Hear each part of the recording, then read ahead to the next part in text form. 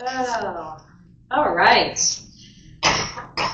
So the famous biologist and a Cambridge biologist and author Rupert Sheldrake, on the eve of the new millennium, was asked a very interesting question. He was asked, what simple change in human behavior could make the world a better place? And I loved his answer. His answer was, every tourist should become a pilgrim. Every tourist should become a pilgrim. Because imagine what the world would be like if we all walked on this beautiful planet as pilgrims each and every day, no matter where the journey of our lives takes us. Because pilgrimage is such a powerful metaphor, as well as an actual spiritual practice as well. To be a pilgrim is to travel to a holy place from a place of being a devotee, being devoted, right? Coming from that heartfelt place of devotion to spirit and to our spiritual path. And a pilgrimage refers to us walking through life with an open heart, with an open mind. It infers that we are willing to step forward into unknown places and to travel some pretty difficult terrain at times. It infers that as pilgrims, we walk in faith, from a deep faith and a deep connection. And it also calls us to walk in that divine unity that we were singing about, of walking that path of beauty and seeing the Christ and the God, that divine self in each other. It requires us to come from that place. And when we walk as pilgrims, we look at the landscape of our life a little bit differently, don't we? We kind of see with spiritual eyes. And I'm talking not only outer landscape, the people and the places in front of us, but the inner landscape of our being. We see it differently, and it shifts our perspective. I can think of a moment yesterday. I was having a moment with my teenage son, and kind of stressful, and I shifted into, okay, this is my pilgrimage of parenting in this moment, and how that shifted the moment, and we had a different conversation, and it really was connected rather than distancing. And so seeing our lives through the eyes of pilgrimage shifts things. It changes things. I've had an opportunity to take two actual pilgrimages in my life. One was the Camino de Santiago in Spain in 2019. I walked that. And one was just 10, 12 days ago. I walked the Camino de Chimayo, I think you say it, in New Mexico. And both powerful reminders of not only the pilgrimage of the heart, but how pilgrimage can transform us internally and externally, and how it changes the landscape of our lives and our inner interiors. Lao Tzu once said, the journey of 1,000 miles begins with a single step. Yeah, but what about the thousands after that, right? Yikes. So last week I took that first step, that 1,000 miles, and loaded the car and started the drive to Santa Fe. And right before I crossed the Colorado border, I kind of had this wave of anxiousness and fear, take over, because I was supposed to do this pilgrimage with a friend, and she had an injury, and so I was going it alone. And I'm like, okay, God, is this still mine to do, solo? And was just praying in the car as I drove. And I'm like, it would be really nice to have a little sign here, Spirit. And Terry was saying this, not a mile down the road, this herd of wild horses came and stood right by the road. And me being a horsewoman, it's rare to see wild horses, right? So I pulled over, and I had a moment with the herd. Just stepped out of my car and stood there with them, and we gazed into each other's eyes. And it was such a blessing And I got back, thanked them and said my goodbyes and got back into my car. And not another mile down the road, another herd was running and bucking and frolicking and just running free. And I was so moved. And the message I got from Spirit in that moment is, this is your pilgrimage from the frozen stillness, those frozen still places, to freedom, to running free. Oh. And that's that pilgrimage that we take changes forms, right? Depending on what pilgrimage we're on in the moment. There's a beautiful verse in Psalm 84, verses 4 and 5. And it says, "Blessed are those who dwell in your house. They are ever praising you. Blessed are those whose strength is in you, whose hearts are set on pilgrimage." And if we look at that passage metaphysically, the house, when we look at the house in Scripture, it's our body temple, right? It's our sacred temple of our being. This is the temple we're making pilgrimage to, right? That inner sanctuary. And our hearts set on pilgrimage is really navigating our lives as a devotee, devoted to Spirit, and making those steps forward in sacred reverence. And blessings occur and abound when we come from that place. Grace abounds. How many of you saw the Daily Word yesterday? A few of you? Okay, well, I'm going to read part of it because yesterday's Daily Word was grace. And it touched me so much. And so the Daily Word says, "Grace often arrives quietly like a feather floating through the air, crossing my path at just the right moment. It's a gentle whisper, reminding me God is with me and I am loved. It's a reminder that sometimes divine gifts are so subtle I might miss them." And when we're practicing the way of pilgrimage, we're moving through our life at a speed where we stay connected to Spirit, where we stay connected to the divine moving in and through all. And we're looking for those God moments, right? We've got our full attention looking for those God moments and for the ways that Spirit is moving in our lives. And so the way of pilgrimage really has 3 stages for us to practice on our spiritual path.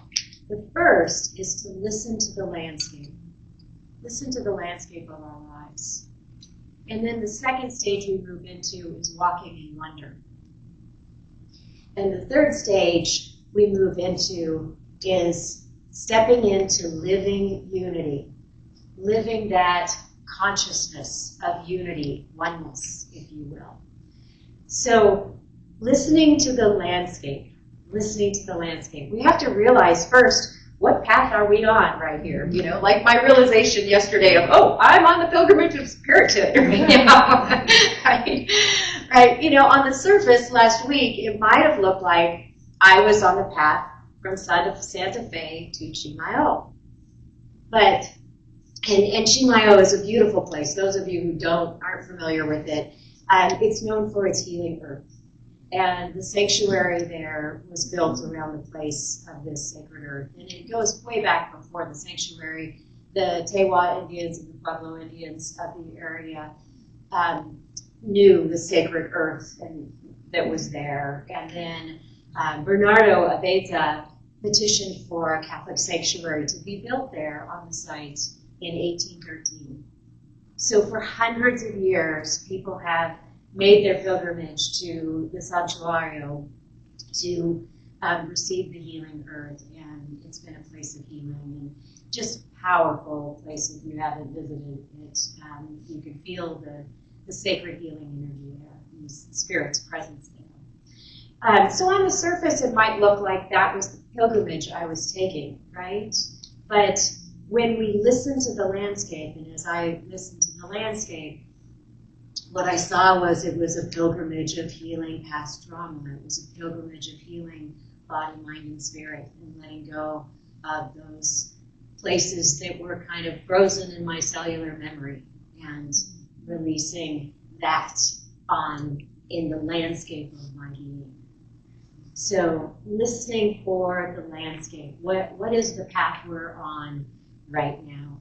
And walking forward in courage. And let me give you some examples. You know, some of our pilgrimages might be the pilgrimage of aging. It might be the pilgrimage of caregiving.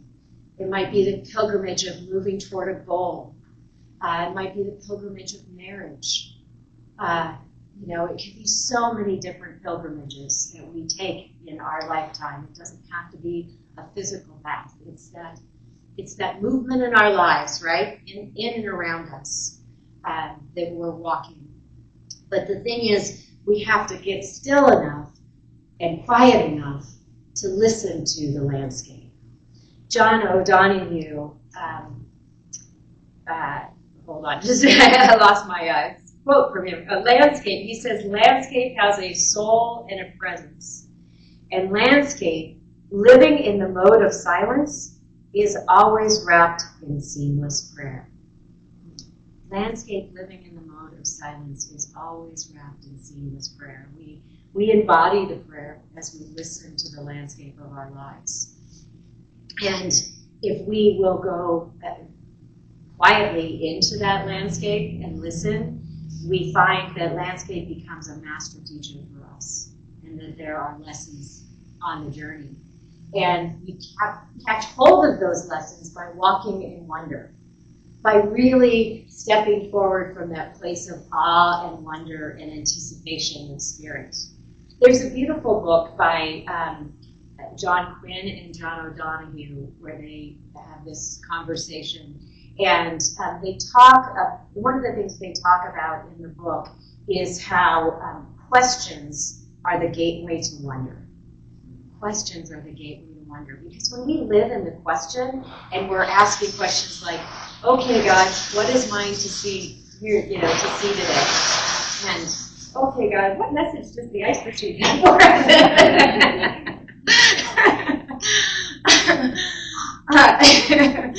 Listening for what is mine to do here in this moment. Asking those questions of how am I to let go right now? Asking questions like how am I to serve?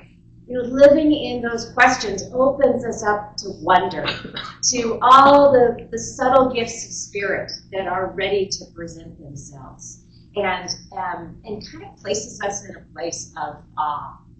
There were so many. I just want to share a couple of moments of wonder with you on the journey last week. The first day, most people start from different places on that pilgrimage. And the first day was a very solo. I only saw a couple pilgrims that day, and I didn't get to talk to them. So it was a very quiet solitude, journey of solitude. And I was kind of mid-journey and feeling a little weary and a little nervous at times. And just about that time, one of the Pueblo police pulled up next to me and just with this big-hearted smile said, how are you doing? Are you doing okay? Just want to check in on you. And offer his support. That moment when we need it most, the earth angel arrives, right? Someone offers that blessing. And then walking on Friday with that Good Friday with thousands of pilgrims, I found myself walking behind this man that had a little basket altar that was like a backpack.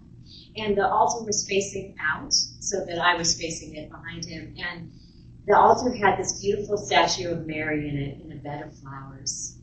So beautiful. And in that moment, I knew that I was called to walk forward in love. Because Mary is such a demonstration of love, isn't she? That moment of wonder, of connection with Mary. And then a little while later, I was walking, and I had lost my joy by that moment. And a woman started walking in front of me with a backpack that said, "Enjoy your life." And I just had to giggle. I'm like, okay, thanks, God.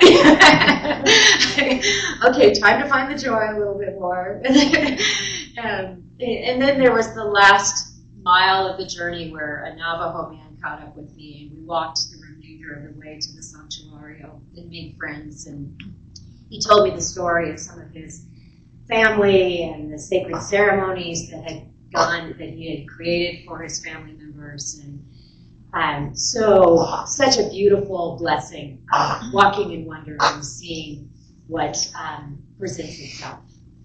And then from that place of wonder, we step into living unity, living from a place of oneness and total connection with each other. You know, the diversity of all of us who walk this planet, when we reach that place in our consciousness, we are seeing that Christ Spirit in each person. We're seeing the divine light of Spirit, and we're honoring it. And we're in awe and reverence of those around us and coming from that place. And there's a flow of giving and receiving when we're coming from living unity consciousness. That flow of giving and receiving is so powerful and transformative. You know, on Good Friday, where the mass of people do their pilgrimage, the first 8 miles, there were every quarter to a half mile or so, people were kind of lining the road. They put out tables with food and drinks for all the pilgrims. Some had prayer stations where people could stop and pray with them. Others were handing out walking sticks, or hand warmers, or just like all of these people being in service and in the flow of giving and receiving with the pilgrims on the path. And one particular mother-daughter really, I was brought to tears so many times, but one particular mother-daughter really touched me. They had 4 banners in front of their RV, and of course a spread of food and water free for the pilgrims. And they were doing that in honor of the 4 family members who had passed away. And letting their love, letting their generosity live on through their actions and their service to the pilgrims. And then there was that moment where the little, 4-year-old runs up to me with a bag of trail mix and says, "Would you like some trail mix?" Beamed from ear to ear when I took it. Or the executive chef of a senior residence who put out a chair for me to rest for a minute, handed me a cup of coffee and a snack to just, rest and enjoy their company. That flow of giving and receiving happens when we are pilgrims on this earthly journey. So beautiful. And there's a support structure that is inherent. I watched all these families who walk it as a Good Friday tradition, part of their ritual, and how 1 or 2 family members would be in a car and they'd leapfrog the group that was walking.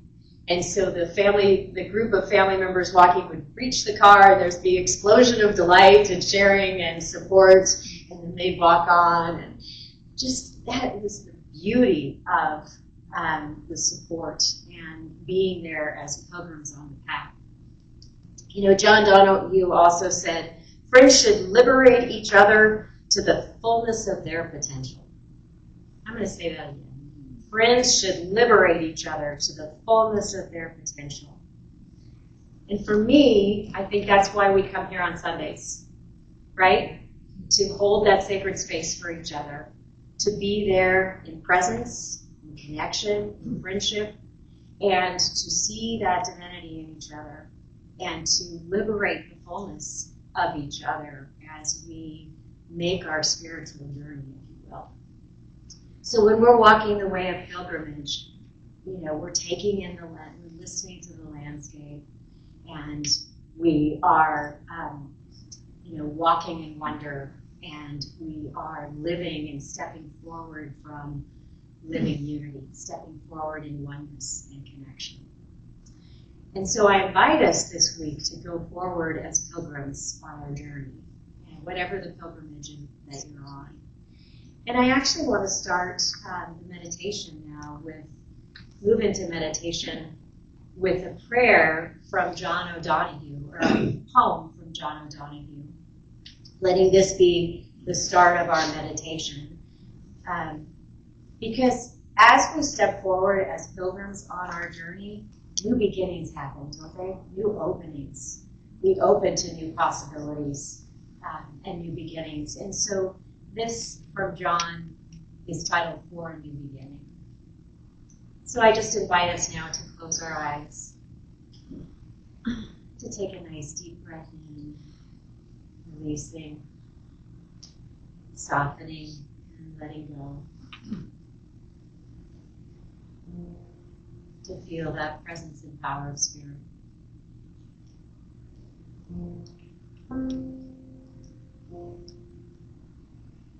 And to notice our open, receptive hearts as devotees on this pilgrimage of life.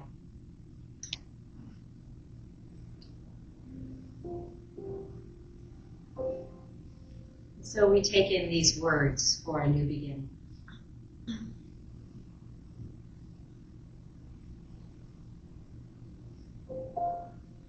In out-of-the-way places of the heart,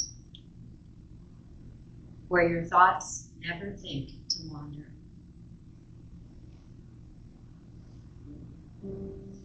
This beginning has been quietly forming, waiting until you were ready to emerge.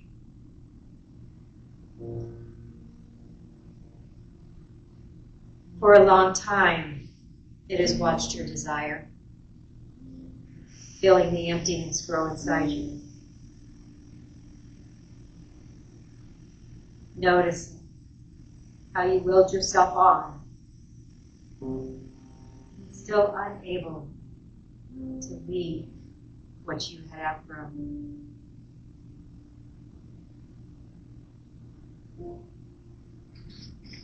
It watched you play with the seduction of safety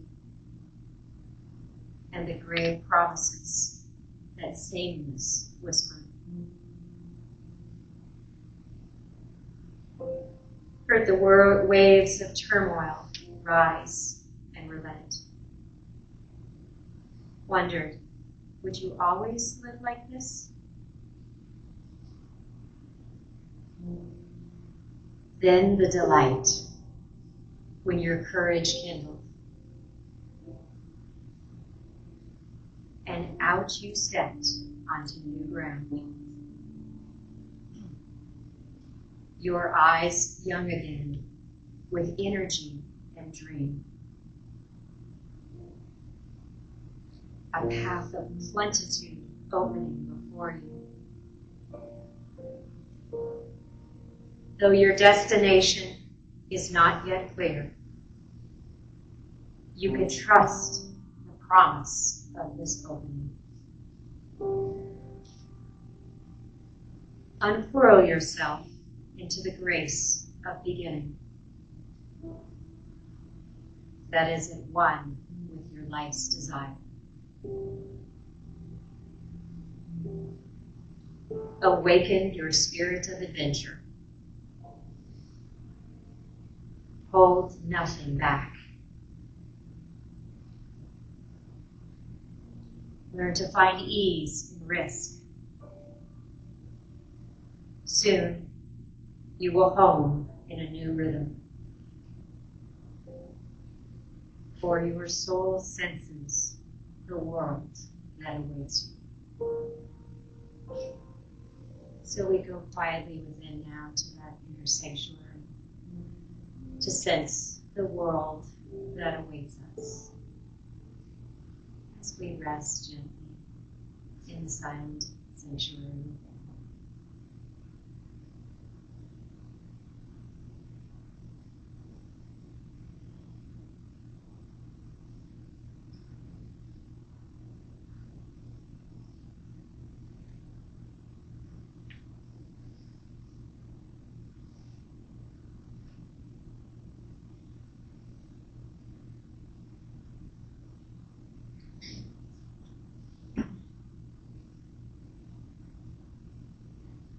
As we prepare to bring our attention back into this space, we give thanks for the pilgrimages of our lives, for walking on this planet as devotees, and for the guidance of Spirit as we walk forward in wonder.